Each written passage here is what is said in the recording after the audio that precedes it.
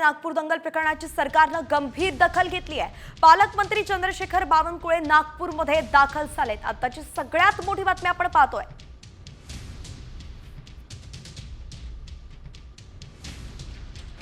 तोपर्यंत मी आपल्याशी बोलणं योग्य नाही।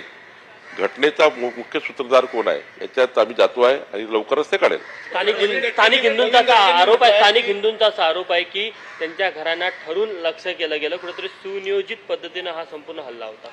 एकदा ते सांगितलं की पोलिसांचा एकदा मी पूर्ण रिपोर्ट घेतल्यावर यावर मी नक्की बोलेल।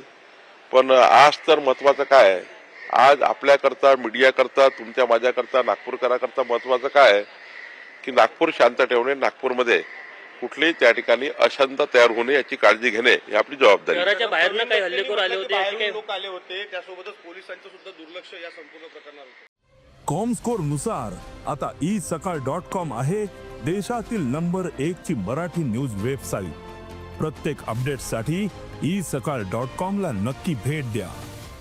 नाही, प्रवीण दटके काय बोलले, पण मी आता पोलीस कमिशनरला जाणार आहे आणि जिल्हाधिकारी राहणार आहे। पूर्ण घटनेचा मी आढावा घेणार आहे। दुपारी 2 वाजता मुस्लिम समुदाय तिथे तैनात झाला होता दुपारी 2 वाजता, तरी मात्र संध्याकाळी 7:30 वाजता ही घटना घडलेली आहे। पोलीस प्रशासन कुठेतरी कमी पडली काय?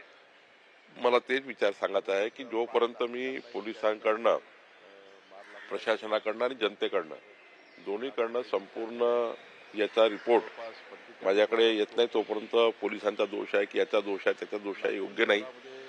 पोलिसांनी त्या ठिकाणी मोठ्या प्रमाणात पोलिसांना मारहाण झाली आहे, मोठ्या प्रमाणात पोलिसावर अटॅक झाला आहे, त्यामुळं त्यांची बाजू महत्त्वाची आहे। तर निश्चितपणे याच्यामध्ये पूर्ण चर्चा झाल्यावर मी आपल्याशी बोलेन।